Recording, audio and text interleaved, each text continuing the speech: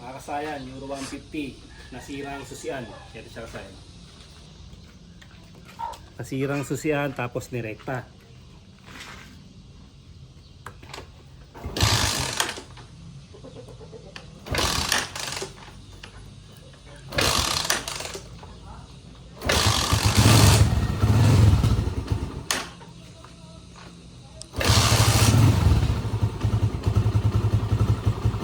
Na nasirang susian tapos direkta, pero wala siyang wala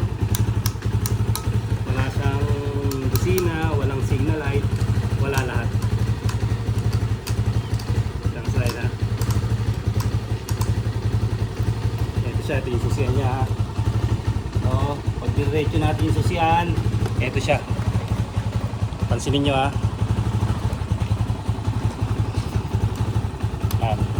nakaputol yung kanyang susian. Ito yung susian natin na nakaputol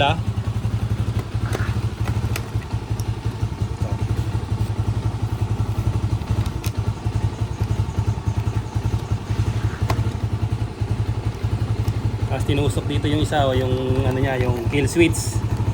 Ayan siya Tapos yung ubulan daw kasi na wala yung mga ilaw, busina na wala lahat ito siya. Kasi yung ibang nagre-rekta, binubunot lang nila yung ito. Binubunot lang nila yung kill switch at saka yung ground. Binubunot lang to kasi kaya dito pinuputol lang to. Pagkaputol ng kill switch, aandar na yung motor natin. Ito naman, nakaputol siya rito. Tingnan nyo. Tutok mo rito. Ito na ngayon yung apat na wire niya kasi ito na yung apat na wire. Ito yan. Aandar siya kasi nakahiwalay na yung kill switch. Putol na to Pag pinagdikit natin to, mamamatay ito. Mawawalan siya ng patayan. Mawawalan siya ng patayan Ngayon, ito yung kumalas. Kaya nawala yung natin nawala yung ating ilaw, busina, tsaka yung mga signal light. Ito siya Tingnan nyo kasi, pansinin nyo. Wala. Kailangan magdikit to. Magdikit dapat tong live positive o kulay red at saka yung solid black o accessory wire. Kasi yung signal light natin, busina at saka ilaw natin nanggagaling sa accessory wire. Kaya pag magkadikit na to, ito na siya. Meron na tayong busina. Balik kasi yung pagrekta, pag hiniwalay natin to, pinutol pa lang natin itong susi na to, gagana na yung motor natin. Aandar na siya. Kaya na-aandar na. Pero kung hindi siya hindi magdidikit itong na to, itong red at saka itong black, hindi gagana yung mga ilaw natin.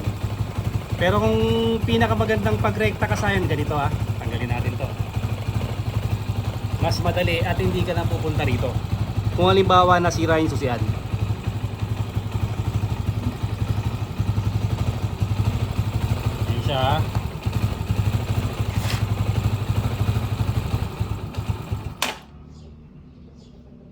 Dito natin siya pinapatay sa sa menor. Dito mo tayo dito. Pupunta lang tayo dito, mas padali, tatanggalin lang natin yung cover niya. Yung takip ng ating battery. Tapos dito sa may positive, yung plus sign, ito na plus, dito natin lalagay yung isang wire. Naumi dun nililinis lang natin to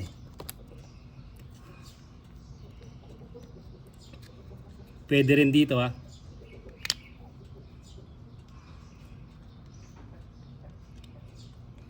dito yung mas maganda pagka nasira yung susian nyo, magrekta.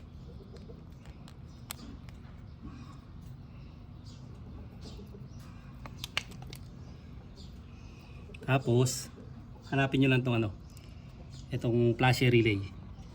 Pwede sa flasher relay to at pwede rin sa sa brake switch. Basta solid solid black solid black. Halimbawa ayan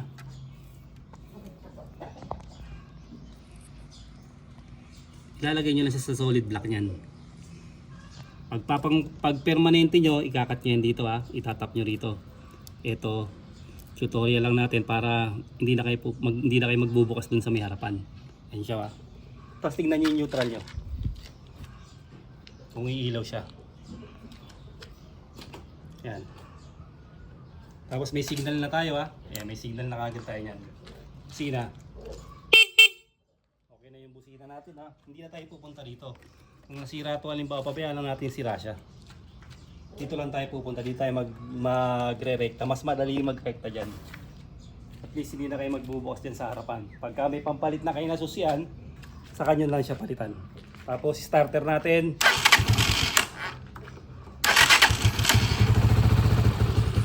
Gagana na rin siya. Gagana na lahat siya kasaya na. Kasi pagka itong black natin at saka itong red, solid, live wire, tsaka accessory wire, hindi siya nagdikit, hindi gagana yung signal light, busina, tsaka ating mga ilaw. Kaya kailangan magdikit siya para gumana siya. Mas madali dito kasaya na kaysa harap. Solid black at saka yung positive ng battery. Ganito lang mga kasayan. Salamat sa panonood.